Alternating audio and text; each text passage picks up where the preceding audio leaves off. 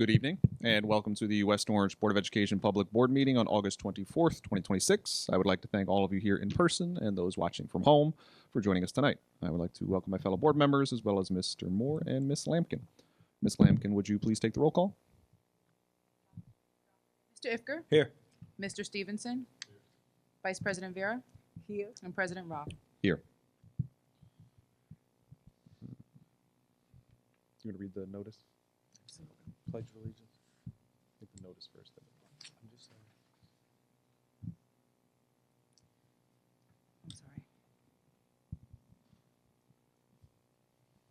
The New Jersey Open Public Meetings Law was enacted to ensure the right of the public to have advance notice and to attend the meetings of public bodies at which any business affecting their interests are discussed or acted upon. In accordance with new legislation designed to modernize public communication, notice is hereby given pursuant to NJSA 35:3-5 that the complete text of each legal notice issued on behalf of the West Orange Board of Education may be obtained or viewed on the district website. Visitors can also view the New Jersey Secretary of State's legal notices website. Once the required display period expires, notices will be transferred to the legal notices archive. Archive notices will be available for a period of 1 year. Please be advised that this meeting is being recorded and may be broadcasted on local TV and the district's website at a future date. All right, please join me in the Pledge of Allegiance.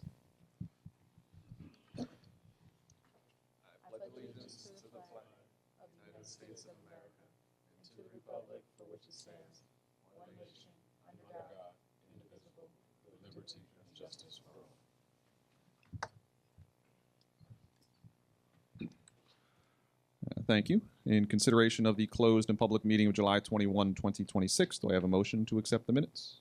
Thank you, Mr. Stevenson. Is there a second? Thank you, Mr. Ifker. Any comments? Hearing none, Ms. Lampkin, please take the roll. Mr. Ifker? Yes. Mr. Stevenson? Yes. Vice President Vera? Yes. President Roth. Yes. All right, Mr. Moore, it is now time for your report. Please share your superintendent's report with us. Thank you, President Rock. As we prepare to reopen our doors and welcome students and staff back for the new school year, I want to emphasize we remain focused in fostering growth of the whole student, academically, socially, and emotionally. Our district has been hard at work preparing for the 26-27 school year, from resetting classrooms to finalizing various campus projects. We did experience some setbacks as a result of the storms and flooding, which significantly impacted a few of our buildings. Our Buildings and Grounds Department has been particularly diligent this summer, and for this reason, I have invited our facilities manager, Mr. Nick Munoz, to the floor so he can provide an overview of some of the trials that we have been through. Nick, if you'd like to share with the public.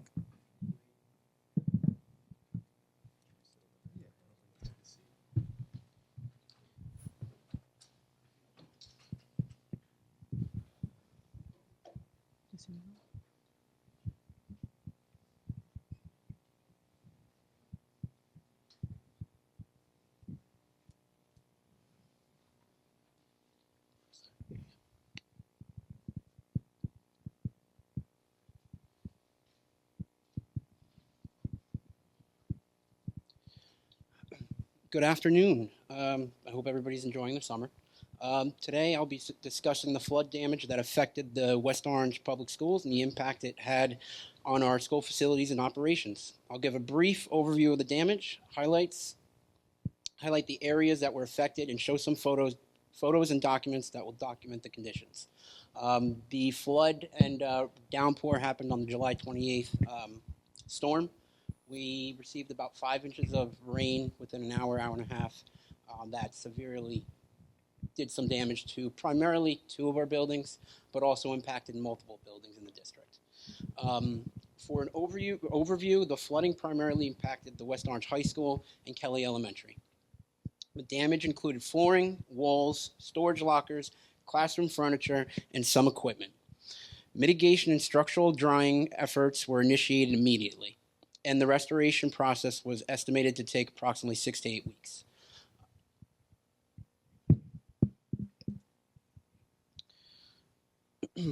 At Kelly School, Kelly Elementary, the flooding affected most of the first floor, causing damage across several areas of the building.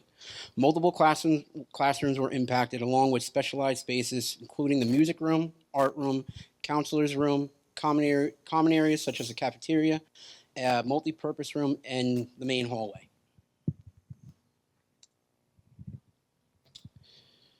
These photos show some of the flood damage at Kelly Elementary, including affected classrooms, the cafeteria. As you can see, water spread across the large portions of the flooring, requiring extensive cleanup, drying, and restoration throughout these areas.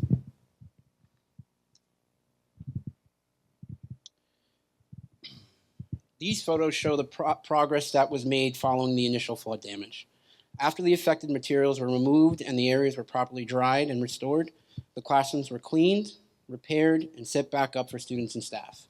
This is the most current up-to-date pictures at Kelly. As you can see, these classrooms are ready to go and ready to take on students for September 2nd. The high school, the flooding affected several areas throughout the building.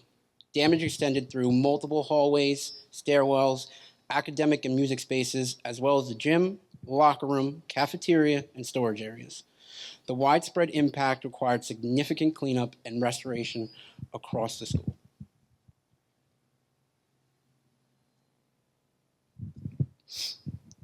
These photos show the extent of the flooding at West Orange High School, particularly in the band areas and several main corridors. Water spread across the floors and into heavily used areas of the building require extensive drying, cleanup, and restoration. So the pictures don't really do it justice. This video was taken in the PBW hallway, which is by the old gym. As you can see, the water was shooting through a pipe clean out into the hallway. Almost looks like a geyser. This is the turn-off tower. I kind of call it the fishbowl picture. As you can see, we have a ton of rain pouring in. It's coming from the streets and from the sewage systems and made its way into the band area.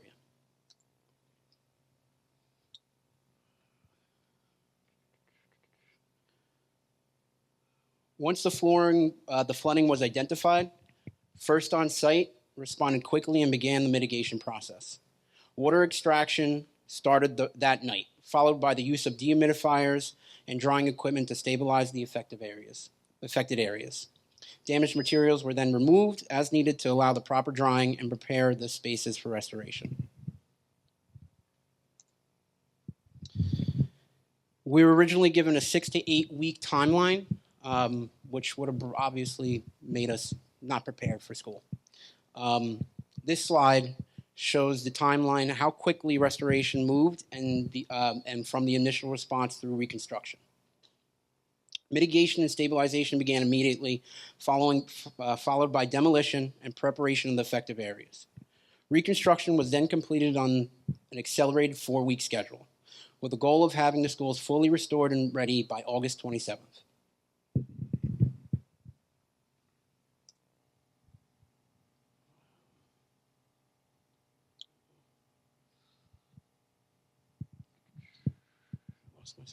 So these are some storm damage logs. The initial storm, we walked through the buildings.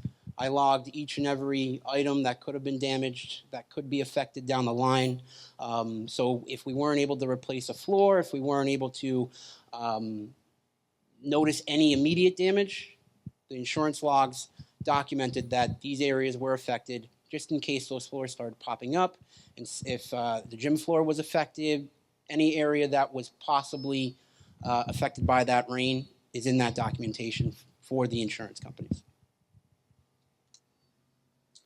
Now, this is the up-to-date picture of some of the areas in the high school.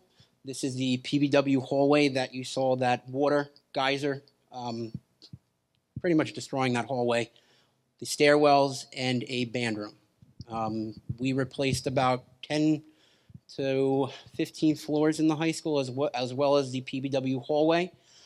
we did have to also do some abatement. So we did incur some expenses that were not planned. Due to the flood damage in PBW hallway, we had to abate that entire hallway. Once that floor was abated, we then replaced the piping. We milled the original pipe to ensure that we wouldn't receive that back up again. After all this damage, we did not want to incur any more further damage to all this work that had been done.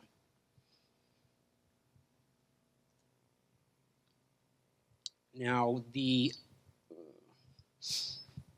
successfully completed the rapid 4-week reconstruction timeline from July 28th to August 27th, ensuring classrooms were ready to go.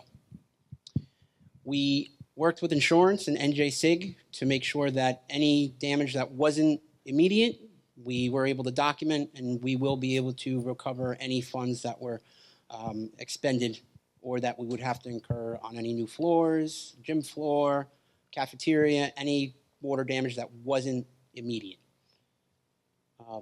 Right now, as we stand, our guys are working hard, waxing all the floors that were already put down, all the cove bases down, all the walls are repaired and restored, painted. They're just about ready to go. We are about 90% ready to open for that September 2nd date.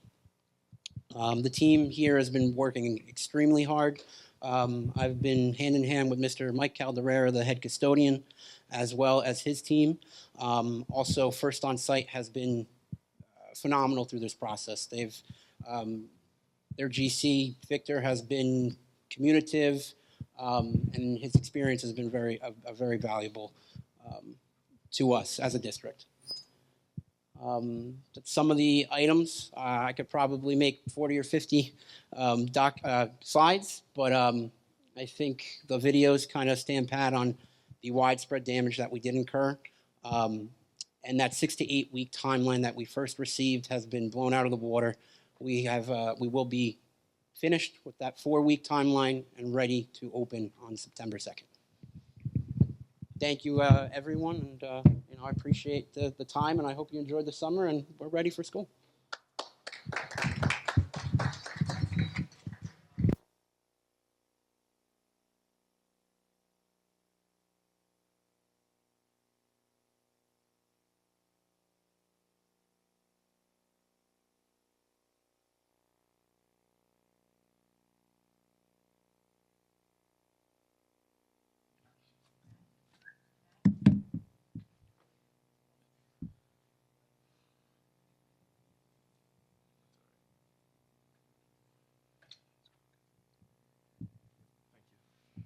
Thank you. Do the board members have any questions for Mr. Munoz?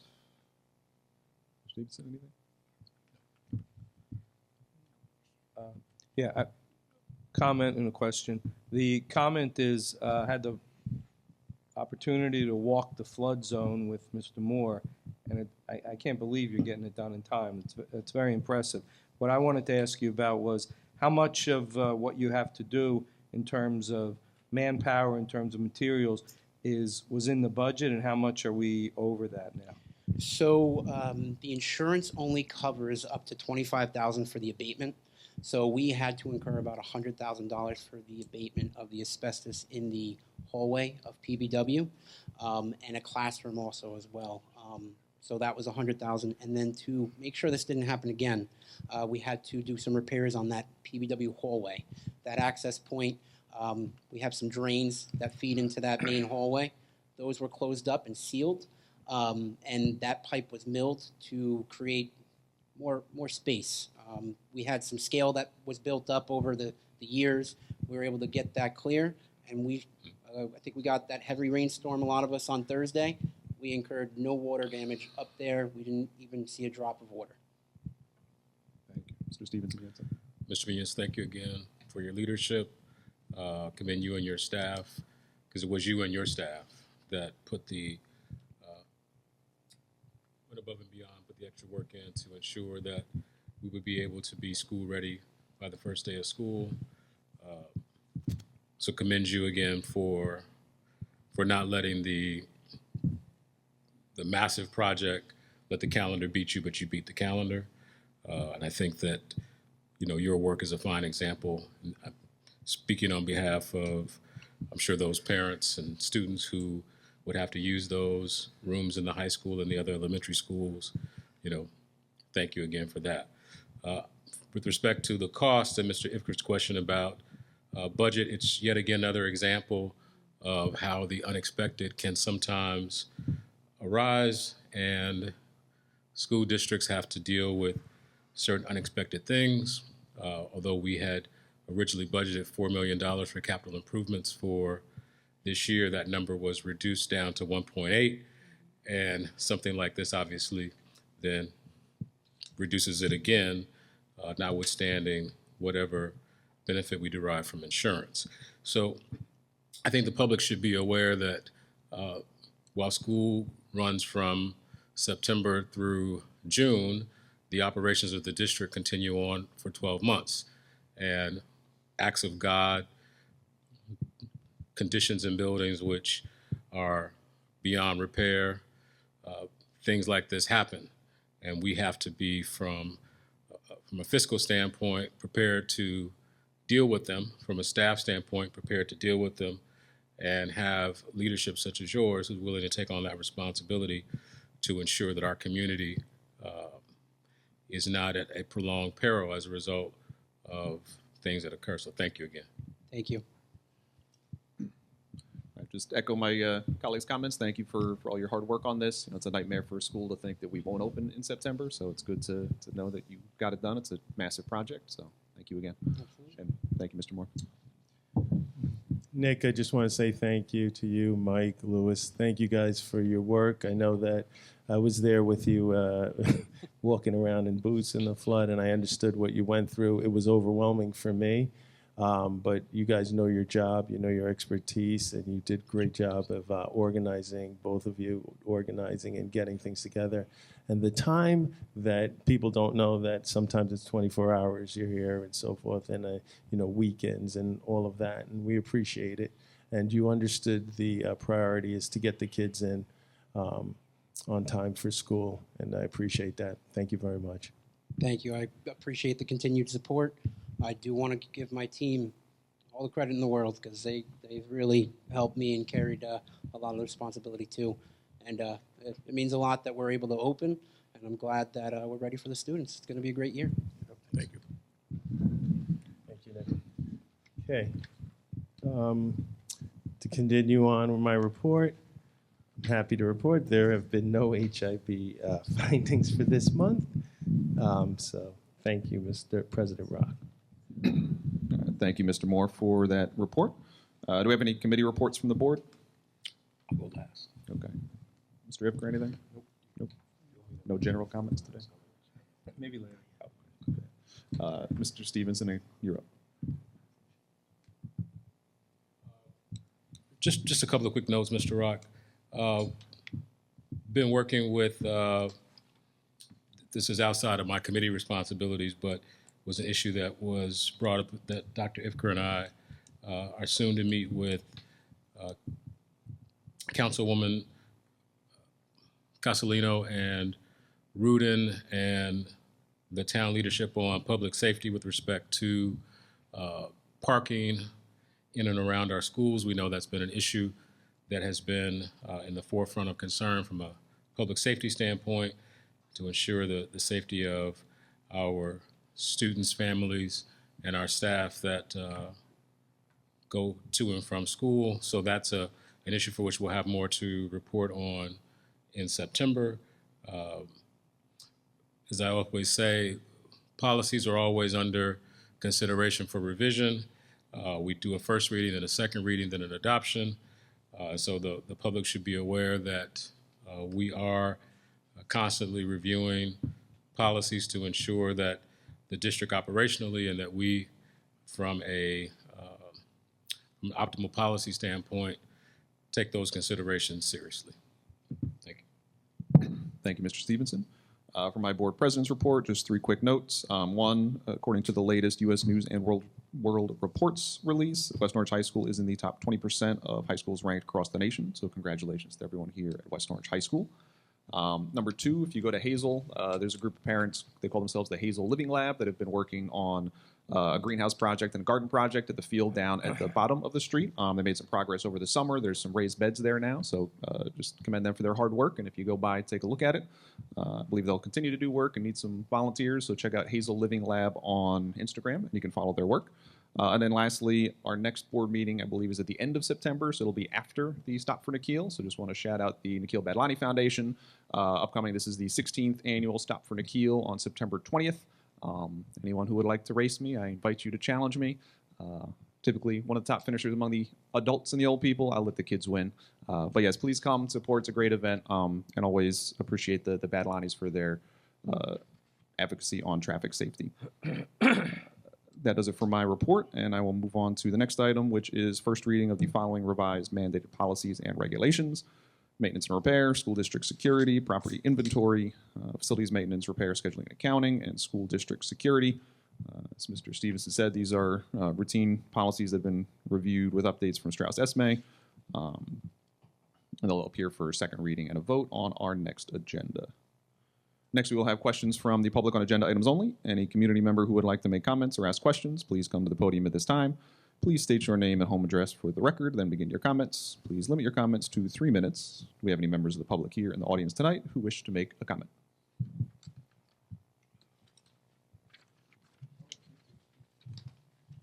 Hello, everybody. Happy August. My name is Josh Goldfarb. I live in West Orange. I'm the president of the WOEA. And what I have to say is not to anybody here, but I actually want to talk to Nick and just give him credit for all the work that he did. I saw some of the pictures and saw some of the videos of the damage done. I didn't see anything from the other school, but I saw from here, and it was devastating. I had very little confidence that anything could be done in time for the school to be open. And I don't say that out of a criticism of Mr. Munoz and his team, but it was an insurmountable, massive undertaking, and he deserves a lot of credit for all the work that he did, and probably some restless nights, I'm going to assume. So that's it. Awesome job, Nick.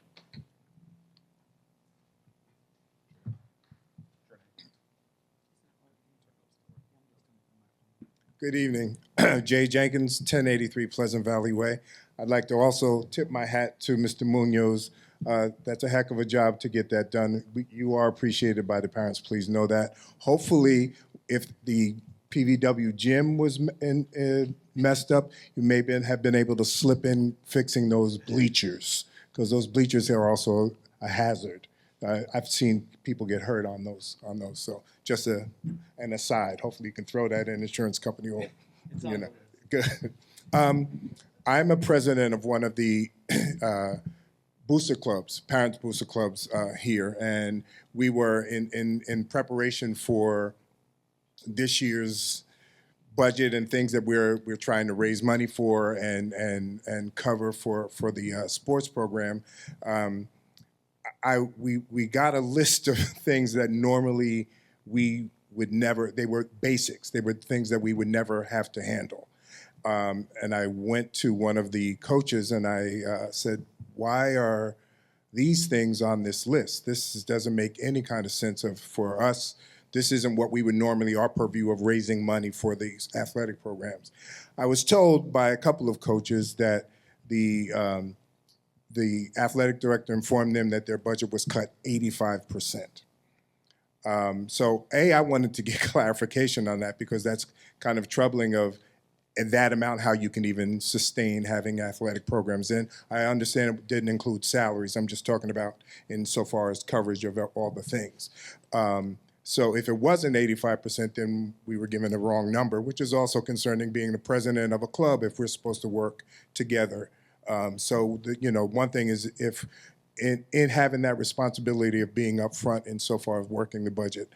So that's really my main question is, how much was the athletic programs for the entire school cut, just so we can go ahead from there and figure out what we need to do. Thank you.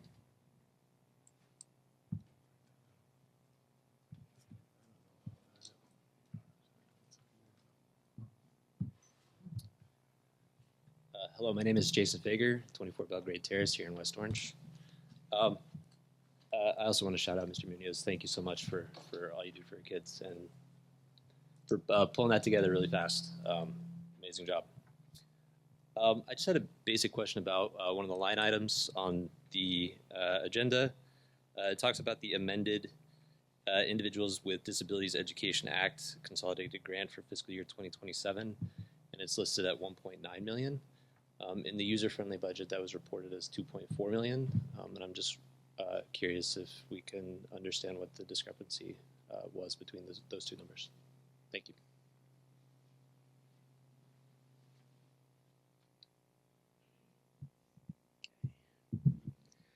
Larry Weintraub, 76 Cobain Terrace, and also, to be forthright, candidate for Board of Education. Today's agenda includes several items that amount to a notable change in the business office. A contract with Ms. Lampkin, appointing her acting business administrator with corresponding compensation for the full 2026 fiscal year is being approved, and congratulations. And additionally, job descriptions for accounts payable specialist and a comptroller are on the agenda. So given the small size of our administrative team, which kudos to you for operating at that level, I think this amounts to a pretty significant change. So I think it would be great to hear as the public what is driving those changes, what we've learned from that indicated the need for those changes, and what we can expect as different in the outcomes from those changes, so that we can assess that the goals and see that the goals have been met going into the future. I also had several questions about the fiscal year 26 financials. I sent those directly to Ms. Lampkin, and she responded to me already, which thank you. I think there are limitations to this form of dialogue for those kind of questions, and so I really appreciate the direct response. But given the structural deficit that we face this year, last year, next year, every year into the foreseeable future, we very much need a talented, proactive, and collaborative business office. These meetings are one, but not the only opportunity for the public to learn how those efforts are benefiting West Orange. And so I hope we can see a more open and clear articulation of the progress we are making, the changes we are undertaking, the stumbles we have learned from, and the plan for our future. So given the tools that are available to us, AI and so forth, the ability to share and organize that information in ways that the public can understand are really massively increased from what has been available in the past. So I really hope that we can do more in sharing with the public about what's going on. Thank you.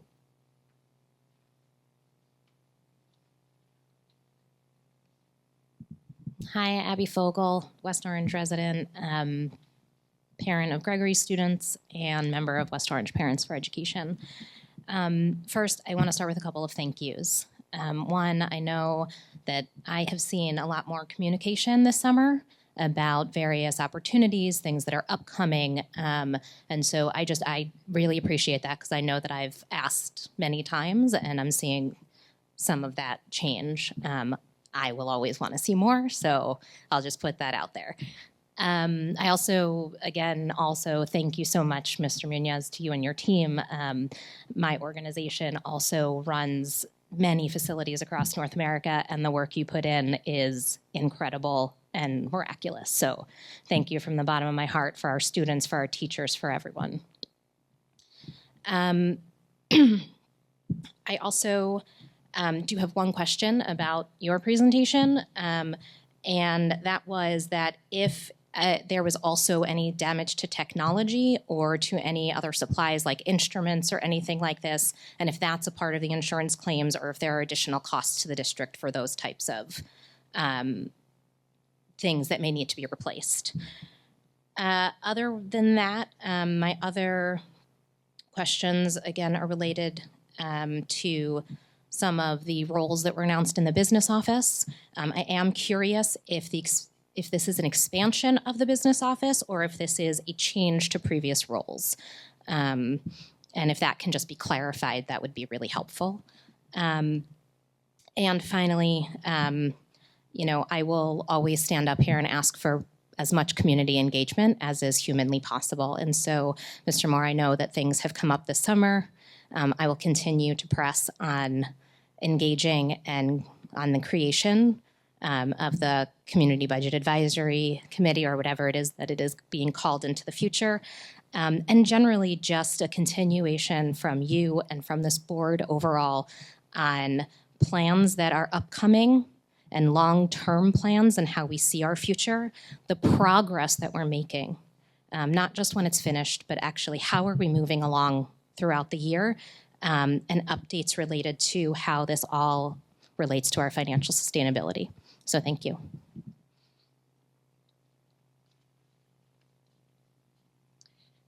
Hello, Vicki Jenkins, Pleasant Valley Way. I'm a parent of a high schooler. First, thank you. Great job. Also, just a quick, if you can update us on the science rooms, because I know those were affected as well. No science rooms? Okay.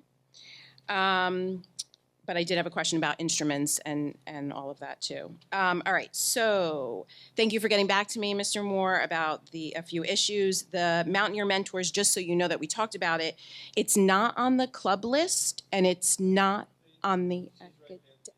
Okay, great. We'll talk to you. Great. Excellent.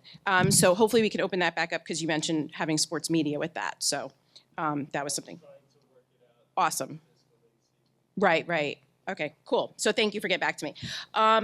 But I did mention security, and I don't feel like that was fully addressed. And this is like a big concern of mine as also an educator, saying that, it's your top priority. I know that what you have to say, but I really want to see from the district, what are we doing about security? 3 lockdowns, 1 confirmed gun in the high school. It is upsetting to students and to teachers. There's nothing more I can say about it, but we need some communication. That being said, what is our new phone policy? I saw Mr. Guerrero put out the list. He shared a Google Drive. There's a state law going into effect. I'm not here to debate, whether we like it or not. I'm for it personally, but what is our policy going to be? How are we handling that? That being said, I also mentioned that we cannot email our own children. Forget security reasons. If I want my kid to be on the same email as a teacher, because everybody has a story, right? My kid might be saying something, not that he would, but whatever. And I want him to know, hey, the teacher and I are on the same page. Or the teacher to know, hey, me and my kid are on the same page. IT should be able to put 2 emails of guardians. It shouldn't really be that much of an issue, and especially if phones are going to be taken away. I think that's important. What else? Security not addressed. I think that was about it. My other thing that I want to bring up is real quick is just something, a side note about education and copying and AI and all of that stuff. So it's become a recent thing lately that we don't give tests back, right? Because the kids would copy them or they're on Google Forms. And so then everybody would get a hold of it. The problem is, especially in math, if I can't see what my kid's doing wrong, I can't help him. Teachers say we can't give it back. So Mr. Moore will tell you, and I said it in my comments, I put out solutions. There's no reason why, if after a week everybody didn't take the test or you don't want your next grade class to see it, you can't quickly rearrange the questions or even reword them or have 20 questions instead of 10. Last resort, save it as a PDF, email it to the parents. But there should be a way that we should be able to see feedback, not just going on Google Classroom. So I'd ask you to please look into that. Thank you. Good evening. My name is Emily DeSena. I live at 66 Mitchell Street. And this is a very exciting time of the year for many students. They're going back to school. I am a mom of a special needs child and student in our district. And this is usually one of the more stressful transitions for us as we're coming into classrooms with new teachers, new paraprofessionals, new staff in general, maybe even switching schools. And it's definitely a high stress time. This year it will be even higher stress because we know that we're switching to paraprofessional agency hire. And I just wanted to say that I'm going to be watching very closely myself. I work as a controller. I deal with numbers and risk management, a lot of what you guys were talking about today. And there is risk management that needs to be watched for here as well, how it affects our student population. And we had As hopefully you guys already know, in fellow New Jersey school districts of Soma, Clifton, Cape May, there were many dangers from the hiring practices of these managed services. An agency para was arrested on the school grounds for having illicit drugs in their possession at Clifton. A disabled preschooler was roughly shaken in the classroom, and another agency para was arrested for sexual assault while working in another disabled preschool classroom. Especially with the preschoolers, having had my nonverbal child in the amazing Betty Madalena Early Learning Center,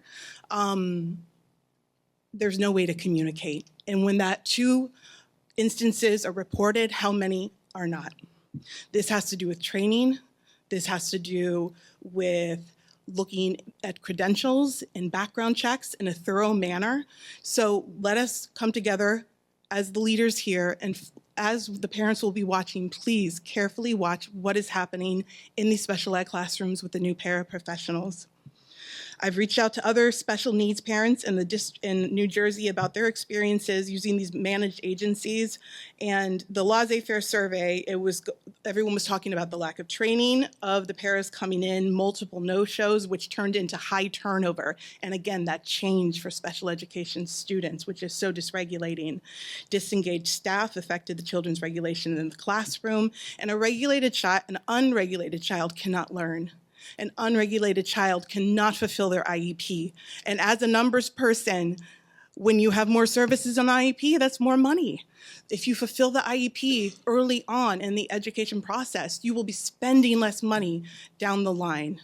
That is not to say that every child's and student's life here does not have value, and there is no, that their intellectual ability or what they can produce doesn't signify anything with their dignity and what they deserve. But at the end of the day, we need to take care of our kids. Please, with me and the other special education parents, take a careful watch. Thank you.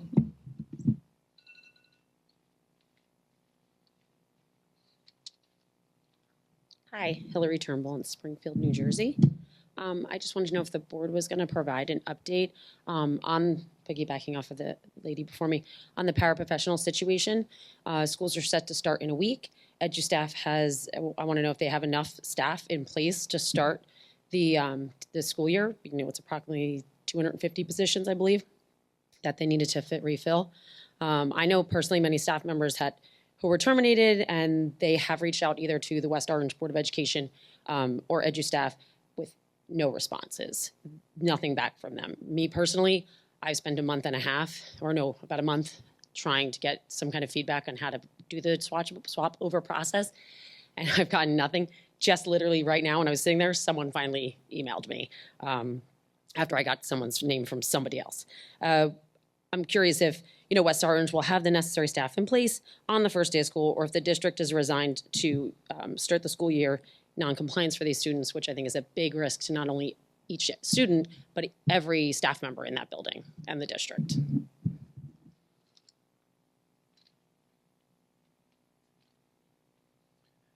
Hi there, good evening. My name is Christopher Torciello, and I live at 25 Quarry Terrace. And I'm here just to ask 2 questions. I have a child at Kelly Elementary, Diana. She's in 1st grade. She'll be in 2nd now. And there's 2 issues. One, she is moderately deaf, and we are finding out from her audiologist on appointments that we'll be asked, who is the hearing specialist in your school district? Who is coming into your school to make sure that her audio equipment is working? Who's making sure the teachers understand how to use the FM system? And as far as I can tell, there's nobody doing that in the West Orange School District. I don't know if students are bussed out to somewhere else if they need an audiologist to come into the school and make sure that's going okay. But so that's one question. My second question, we're also a LGBT family. We're a family created through adoption, and through our larger adoptive family, we have some trans family members. This is harder to talk about. It's very vulnerable. I know in New Jersey that it's mandated to teach LGBT inclusive education in our schools, and we've waited till 2nd grade to bring this up because we were hoping we'd find LGBT inclusive education in our schools. But there is not at the early childhood level, and there are age-appropriate ways to teach and include our families My child has brought up not feeling included, not seeing images of her family represented. When she was in kindergarten, we asked the teacher where it was, and we were told, yeah, sometimes in books you'll see same-sex families. Which books? I don't know. I asked if there was a group at school. I was told it was a great idea. Maybe I should start it. So here I am, and hopefully we can have more inclusive education for our students at that age. Thank you.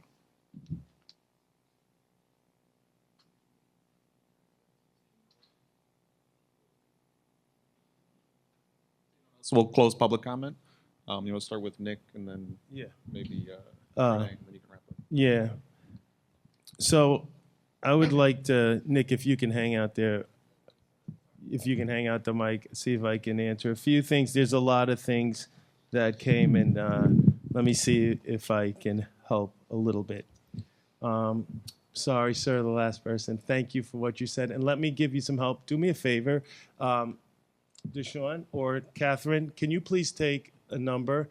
What I'll have is our special services person reach out to you. We do deal with kids with hearing impairment and so forth. Let us try to help you there and get that all situated for you so that you can feel a little bit more at ease. So if you can do that, we'll get that. We'll try to get that to you and see if we can give you some help with that. For our parents, we understand. Well, I will say this. We have many paras returning. We're happy about that. So there were two things about paras. I agree with you. Of course, we didn't want to embark on something that we didn't want to do. But unfortunately, as someone who said they were a comptroller, I think it was you, that you understand that it became a fiscal issue for us, that we had to take some intervention, and that was one of the ways we felt at that point we had no recourse other than to make some changes.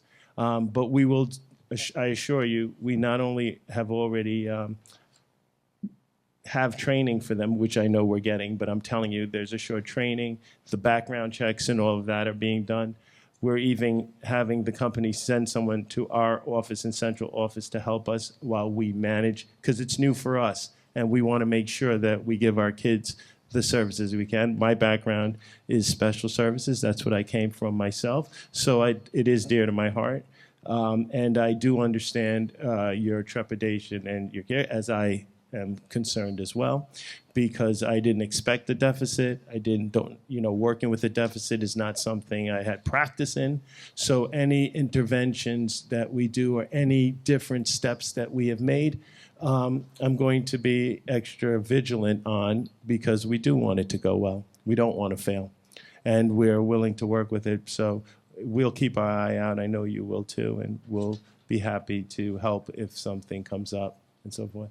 I know there was another mention of the para with EduStaff and so forth. If I believe you had asked about that. If we can take your number, what I can do is have Human Resources give you a contact and maybe help get that situated for you as well.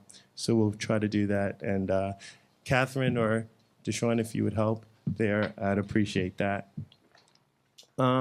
There's a few things that I would have to bring back and talk to, and some of the school issues that were brought up. I don't have an answer for the building to answer some of those things. I know that some issues with teachers, tests in the buildings and things of that nature, it's going to require me speaking with the principals and so forth. And I can give you a better answer. If you want to email, I would try to give you a better answer on that as that comes up. So I will do that. The athletic budget, definitely not at 85%. I can tell you that. We didn't cut it at 85%. But I don't know what equipment you're talking about that would be standard and outside, because as far as I know, we give all the standard portions of the athletic equipment. However, like if people want new uniforms and it's not their turn to get uniforms or something different, boosters tend to help with that, because if you just take a look at our sports sometimes, you'll see the basketball team or the football team, sometimes they'll wear these different color tops and so forth, and usually our boosters provide that. We as a school don't necessarily provide that. We span a lot of sports, so we do give you the basics and always have. It really wasn't much more than that. But in a budget that we have to be conservative with our spending, I kind of don't want to say that we won't rely on parents for something a little more than we may have asked for before, especially when it comes to co-curricular activities like sports and clubs and maybe even music when it comes to trips. Not that we're going to try to get you to flip the whole bill, but I think that boosters may center their fundraising on some of the extras for the kids. Full sweatsuits sometimes. I know the kids all, for basketball, like to wear the same sneaker and things of that nature. Last year we got sponsored, as you know, by Kyrie Irving, so that helped us with that. But I don't know that that's always going to happen. And if that's not always going to happen, I don't want you to expect that a coach may not ask for something that they may not have in the past. So I think, though, as a booster president, you can filter that as well. If there's something that you feel, hey, that's a lot, then they can come back to the drawing board. Not that we may have the money, we may not have the money, but they can come back to the drawing board, to the building principal and say, you know, this tournament's here, we really need it, this and that. So I know that it's been a little bit of a strain on the boosters, and I appreciate that as a booster. Sure. They were asked basketballs. Okay, usually we have basketball because you know what's funny is we have a ton of basketballs for phys ed, so I'm sure they could have used some basketball for the team. But I don't, you know, I'm not sure if it's basketballs. I'm not sure why the coach asked for that. And you know, but I do think that we should keep boosters of all clubs or athletics kind of alert to perhaps us asking for a little bit more. This is the thing about a deficit or a budget in which, hopefully, a budget in which we are able to sustain, but we would still have to be close to the vest, and everything still has to be tight. So any extra accoutrements and so forth might be leaned on a little bit, and you know, it's not a choice. I wish we didn't have to ask, but I think sometimes we may have to ask. So I just want to put that out there, and I'm glad you brought up boosters in athletics because that helps.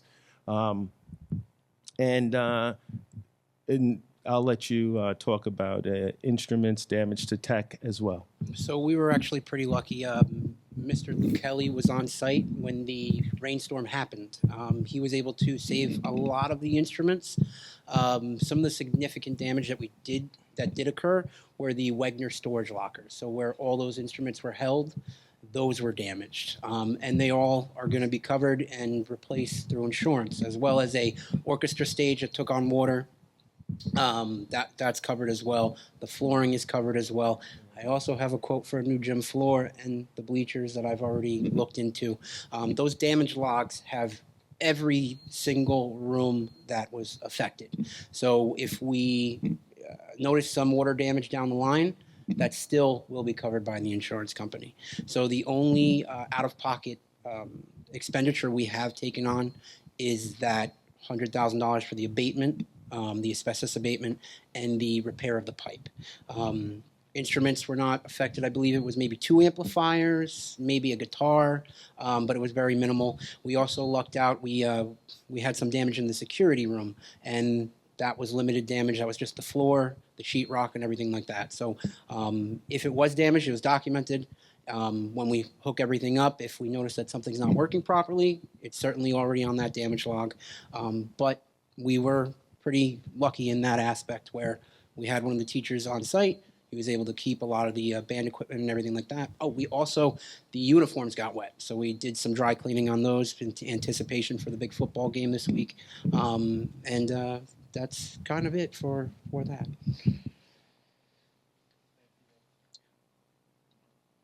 Thank you, Nick. And Trinae, I don't know if you want to help a little bit about some of the roles in the business office, because I think people saw the roles that we were looking for. I'll just start for you a little bit, and then you can speak on it. Sure. I will defer to Trinae, as you know, the business stuff, she's very astute. She's done. I do want to take two minutes to say Trinae came into us new, and then we've had some things in the business office where obviously the deficit took place, and there were some things in the business office that we needed internally to straighten out. And I thank Trinae for stepping up and willing to take on a new role.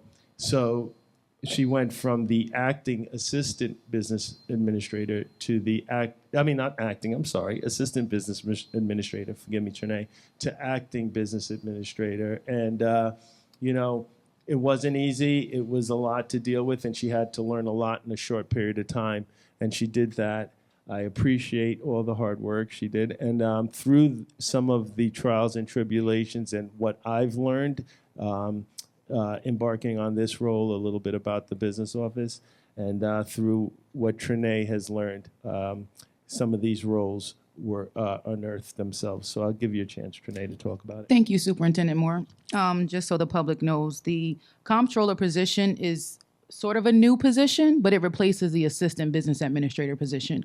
We need someone in the business office who's more fiscally sound and can pay more attention to the budget. So that will be the comptroller position. Any other questions, please feel free to ask me after tonight's meeting. Thank you. Any other comments from the board?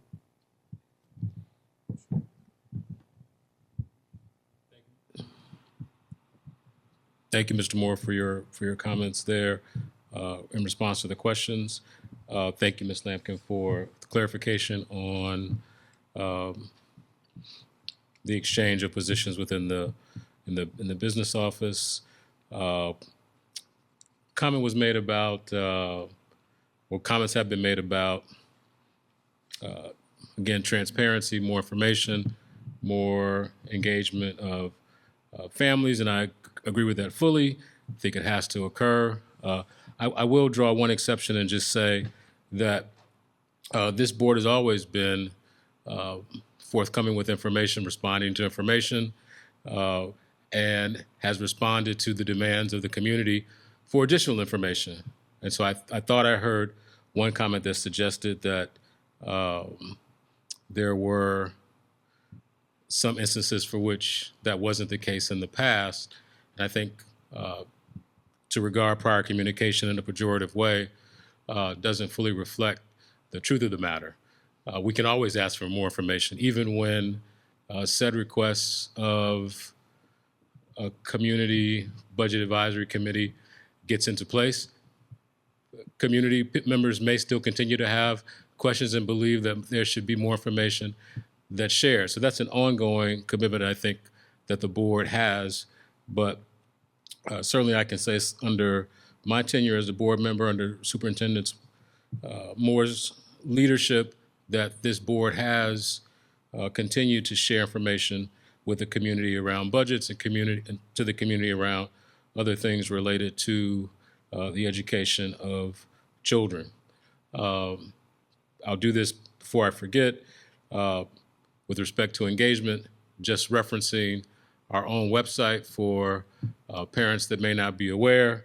The My Ride K-12 information via the app will be available on August 28th. So I think parents should be aware of that. Sometimes parents don't go to the website when school is not in session. So those interested in those, the My Ride K-12 app, August 28th. Student schedules are now available for high school students. They were released for middle school students on August 20th. And for those enrolled in elementary schools, it's Thursday, August 27th. Again, available on the district website. The 2026-27 lunch forms are now available, and it's strongly encouraged that families complete those lunch forms for free and reduced lunch applications, regardless of income. That is critical data that we as a district utilize with respect to knowing which students should receive free and reduced lunch, and also provides some overall district information that we submit to the state and other agencies, which may provide some other benefits to the district. So I strongly encourage parents to fill out those forms. And lastly, although school starts in 9 days, it's never too late to look at the summer reading lists and the summer assignments for which students were given over the summer.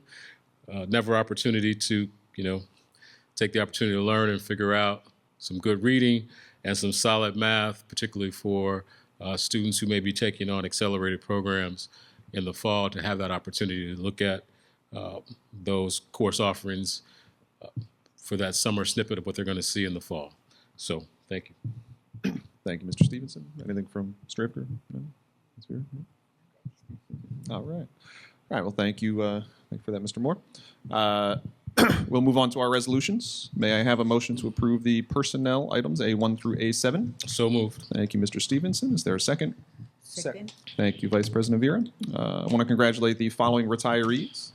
Simona Asher, a special education teacher at West Orange High School for her 34 years of service, and Patricia Cristiano, a paraprofessional at West Orange High School for her 6 years of service. Thank you all for your service to the West Orange students and our school community. Best wishes to you on behalf of the Board of Education, and welcome to the club where every day is Saturday. Is there any other discussion? Seeing none, Ms. Lampkin, please take the roll. Mr. Ifker? Yes. Mr. Stevenson?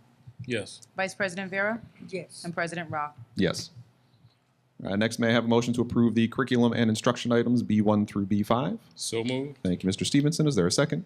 Second. Thank you, Mr. Ifker. Any discussion? Seeing none, Ms. Lampkin, please take the roll. Mr. Ifker? Yes. Mr. Stevenson? Yes. Vice President Vera? Yes. President Rock? Yes. All right, next may I have a motion to approve the finance items C, special services items A1 through 4, and business office items B1 through 20. So moved. Thank you, Mr. Stevenson. Is there a second? Second. Thank you, Vice President Vera. Any discussion? Hearing none, Ms. Lampkin, please take the roll. Mr. Ifker? Yes. Mr. Stevenson? Yes. Vice President Vera? Yes. President Rock? Yes. All right, and last, may I have a motion to approve reports, items D1 through 2? So moved. Thank you, Mr. Stevenson. Is there a second? Second. Thank you, Mr. Ifker. Any discussion? Seeing none, Ms. Lampkin, please take the roll. Absolutely. Mr. Ifker? Yes. Mr. Stevenson? Yes. Vice President Vera? Yes. President Rock? Yes. All right, thank you very much to my board colleagues for that. Next up, we will have petitions and hearings of citizens for any agenda or non-agenda item that you wish to discuss. You will have 3 minutes to speak. Please approach the podium at this time and state your name and address for the record.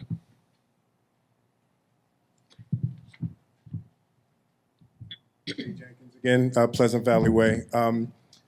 We are in an adversarial climate when it comes to education around the country. And one of the last board meetings I went to, I was talking about how boards being reactive rather than proactive. I would highly make a suggestion. You know, it's not going to change, not with the administration and not with whoever's in charge of the Department of Education. For us to start thinking ahead, we know what's coming down the pike within the next 2 to 4 years is not going to be in favor of public education anywhere. So if there's a way to, even if you maybe perhaps get a forum and say, listen, we're going to open up to the community. You have people in this community, in the West Orange community, professionals in many levels of things that are affected, that have been affected in the school system, that either can lend a hand or give an idea that can be something thinking ahead to counter what is coming down the pike. Because we know there's no reason to be surprised. You know it's coming down the pike. So if there's something that we can counter when that happens, I think if the community at least gets a sense of, hey, we're trying to think a little bit outside of the box rather than being reactive, I think that would serve the board and the community a lot better.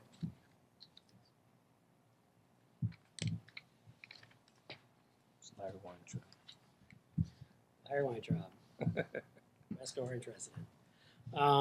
So I wanted to bring up the new effort by the New Jersey Department of Education to undertake a, quote, statewide effort to strengthen the school funding system, end quote.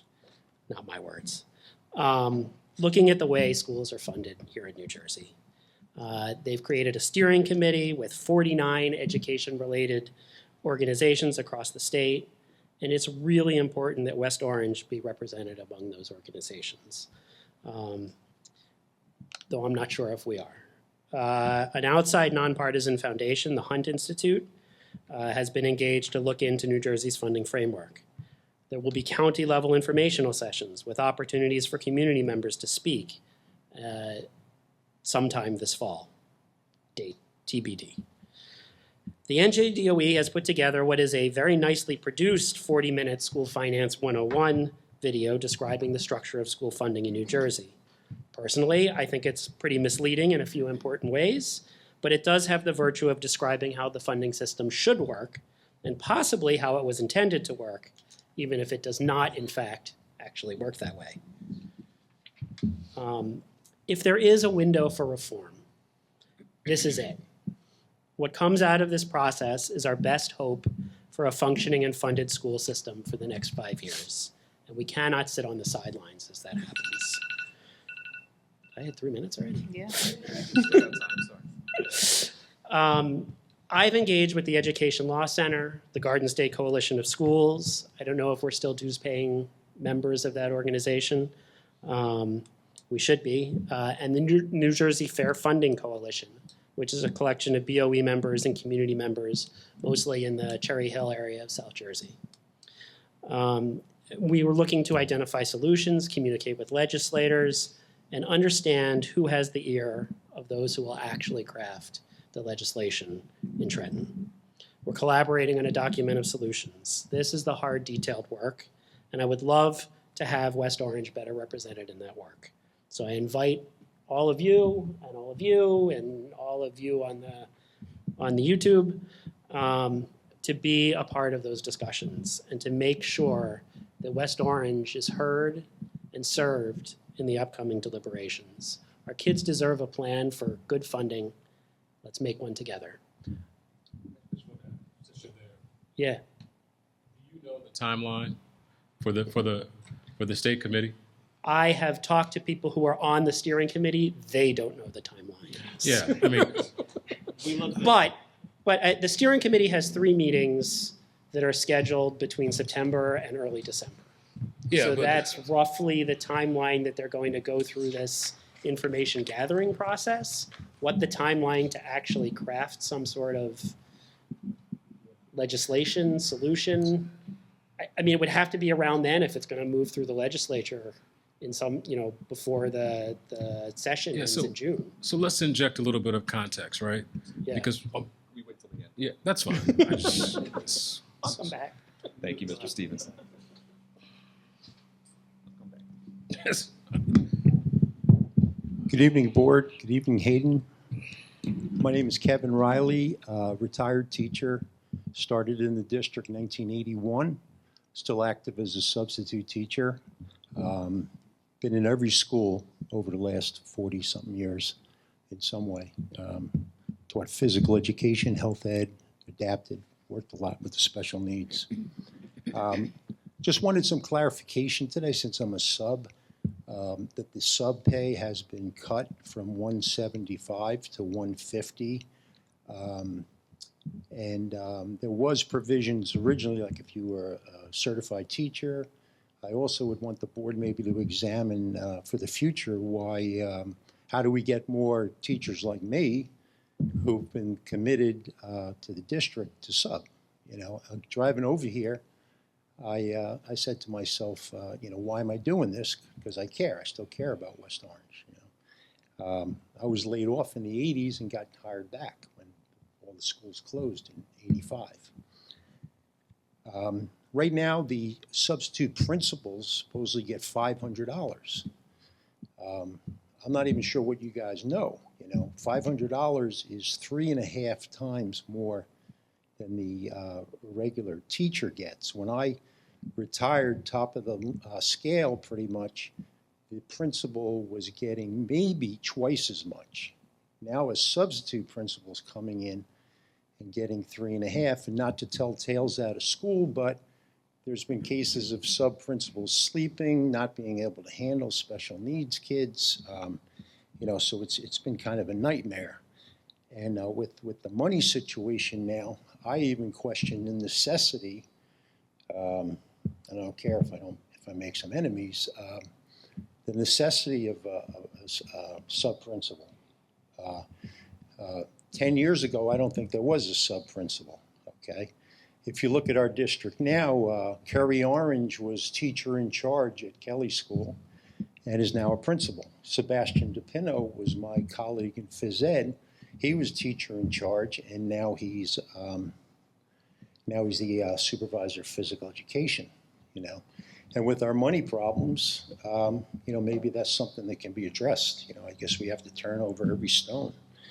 You know, but my main thing was why the sub-principals didn't, you know, get a cut. I believe I was raised in New York City, and it was like shared sacrifice. If one person gets hit, we all get hit, you know. So there was nothing done to the, you know, to the assistant, to the principal subbing, you know, to make $500.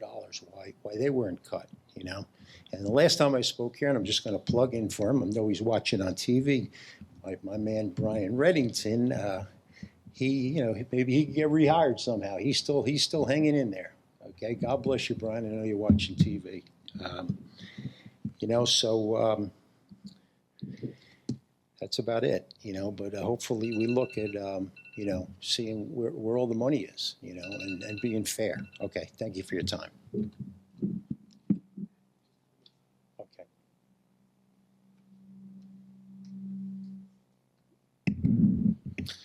Jeff Harris, 9 Ardmore Road, with West Orange Parents for Education. A few things have been said to Mr. Weintraub's point, and where I think Mr. Stevenson was going, but I'm interested to see where you're going. Is personally, I don't think the state's going to come up with any answers anytime soon. I think it's going to be a while. They're going to go through their process. There's a new administration. There's an election this year.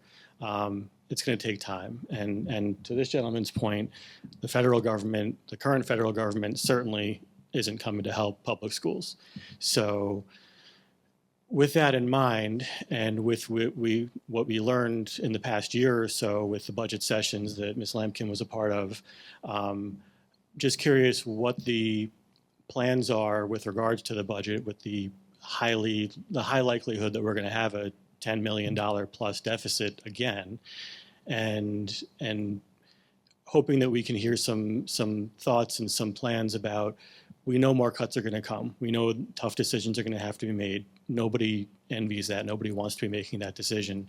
But the last couple springs have had some really, really fiery Board of Ed meetings, and we're hoping that there can be some more communication and some ideas of what could be happening well in advance of that, so people are aware and that you guys aren't getting yelled at. And I know it comes with the position, but so that the community has an understanding of what the options are before all the decisions are made. Thank you. Real quick, Vicki Jenkins, I don't think you addressed the cell phone policy. If there is one, just let us know, and just security, any updates. Thank you.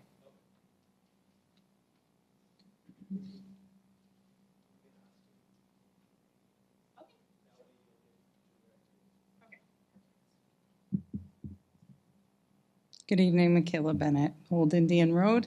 I had the opportunity yesterday to drive through Candor, New York. Candor. And it got me to thinking about candor, honesty, preparation, transparency, leadership. There's going to be another school budget gap this year. That's really the nature of a structural deficit. And the question is, what gets cut next? We need to start earlier and bring the public into the process. You really should create a citizens budget advisory board like the township has. You really should share the actual line-by-line budget, not just a summary. Let residents see the numbers, understand the choices, and help shape the priorities. And be willing to lead. West Orange can be that thought leader and the example for what transparent, community-engaged school budgeting should look like. It's the people's money. We have the right to know how every dollar is spent. So I would encourage you to make that sort of a change this year. Thank you.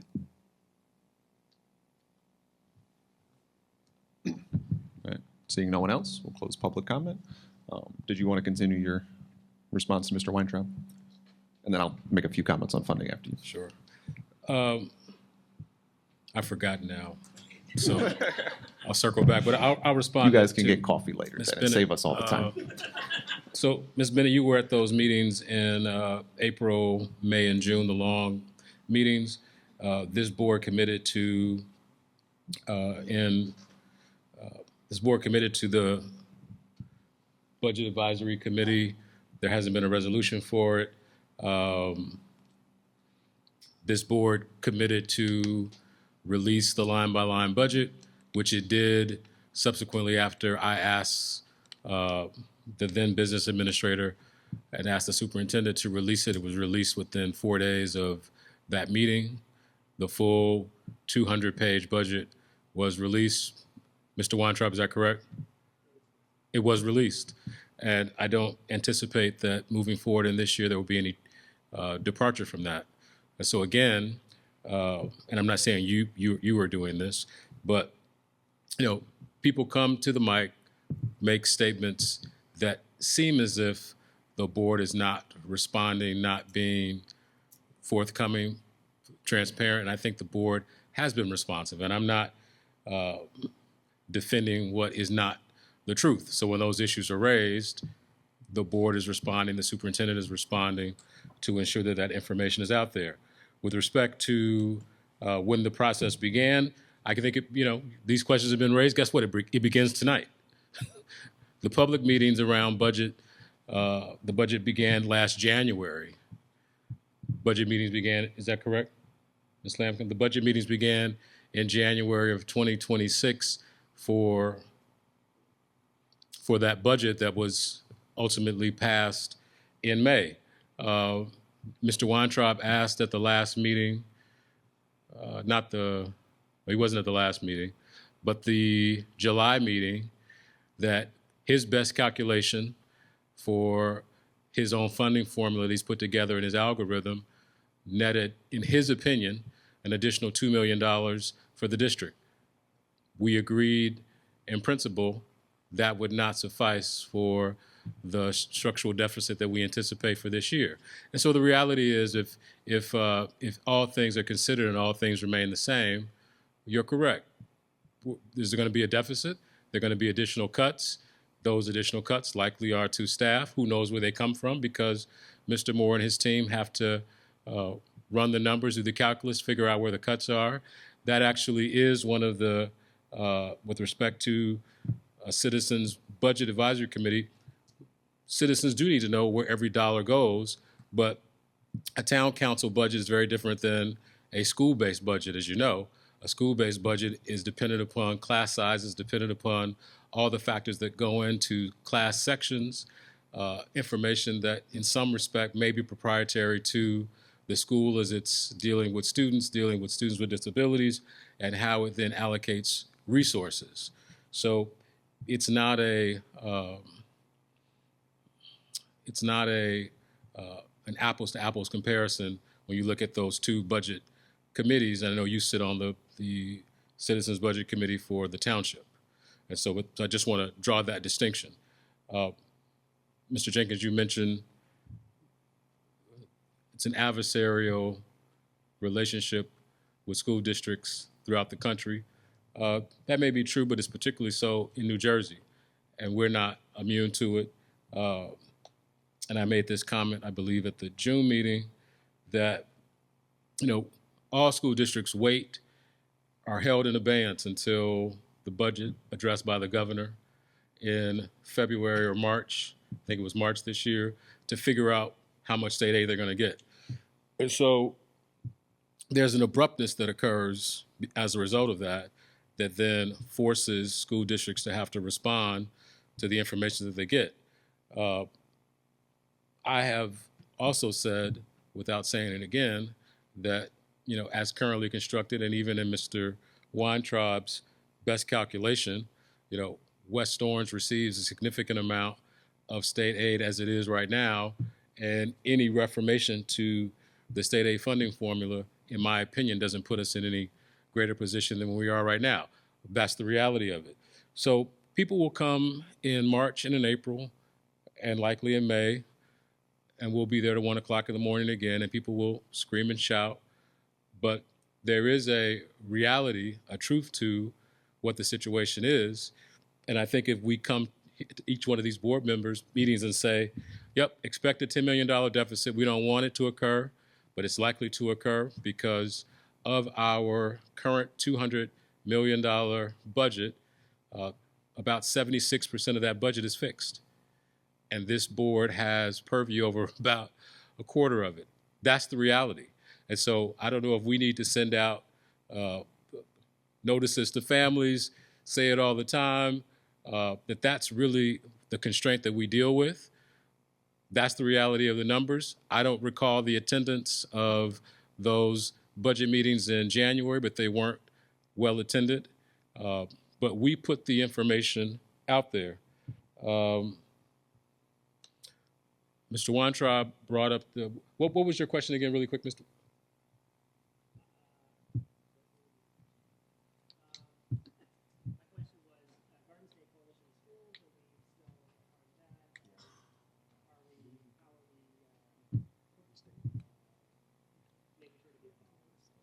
I think the superintendent can, or the BA can respond formally, let you know about that. But you had another question about funding, or that I didn't want to make sure I didn't miss.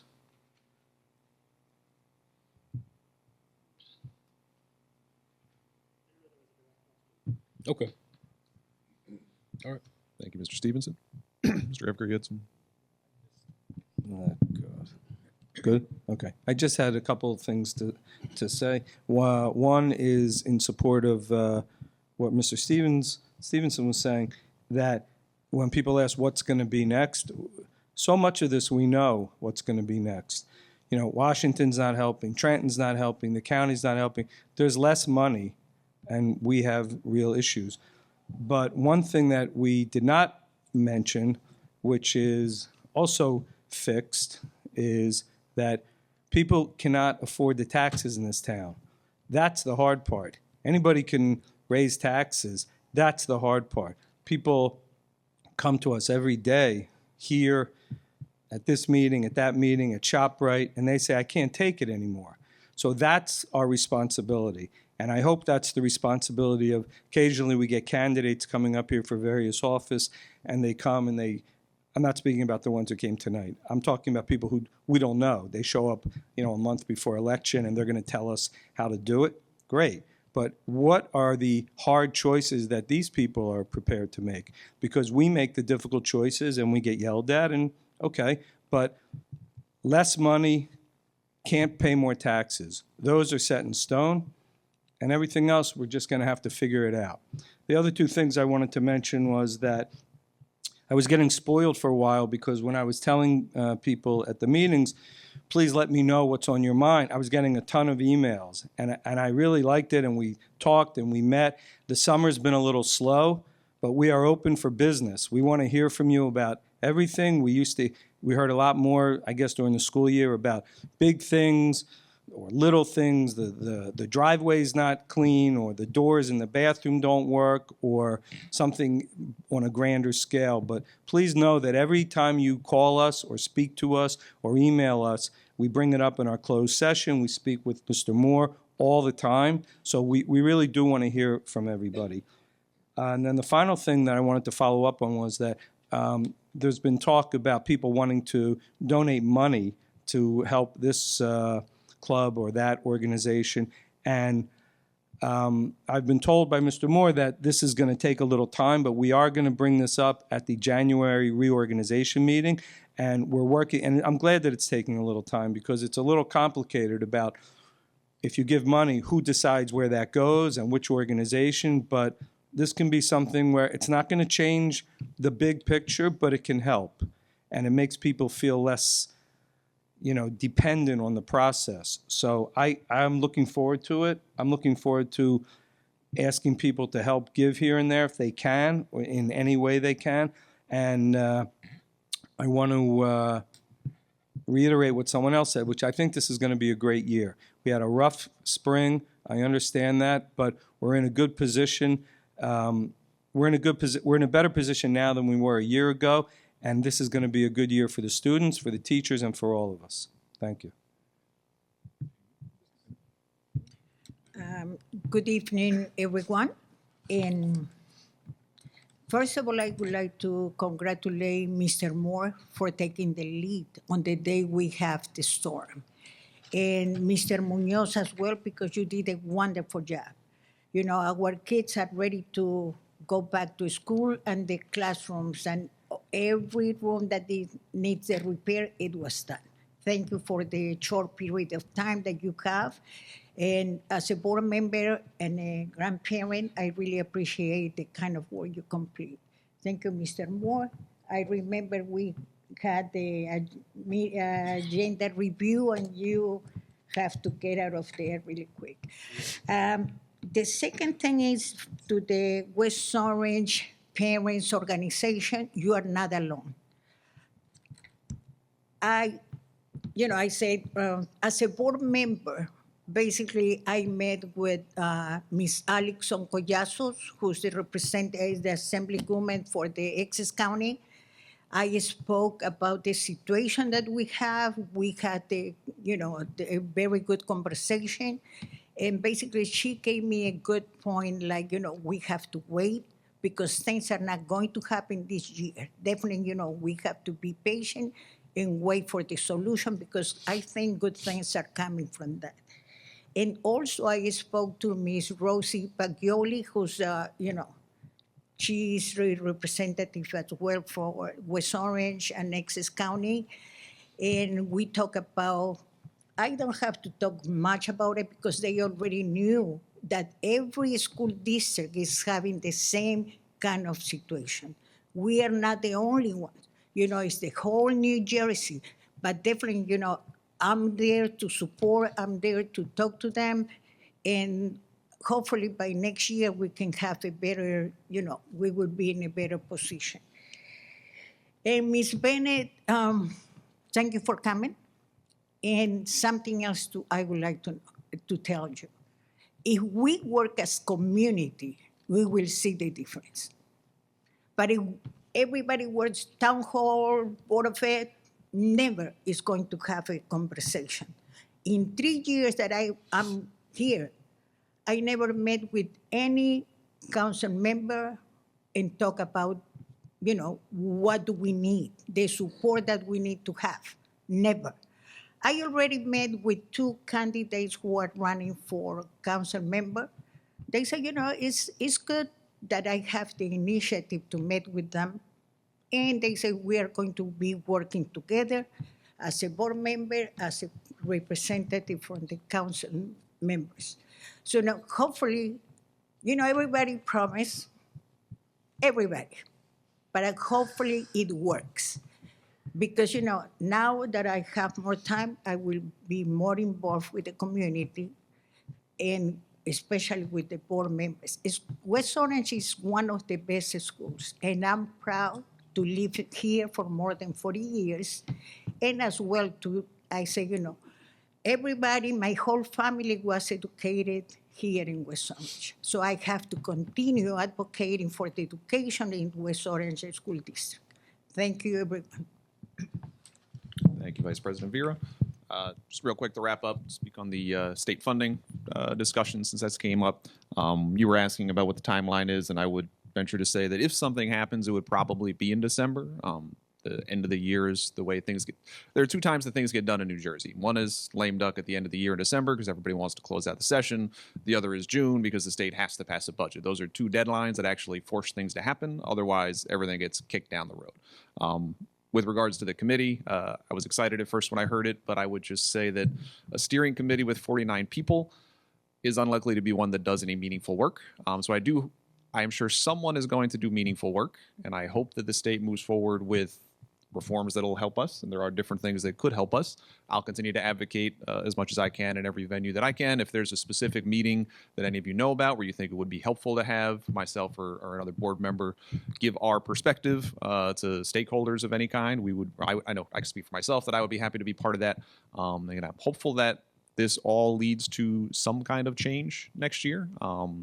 And I guess this goes back to Ms. Vera's point that it's not just West Orange anymore. All of New Jersey is struggling with this crisis.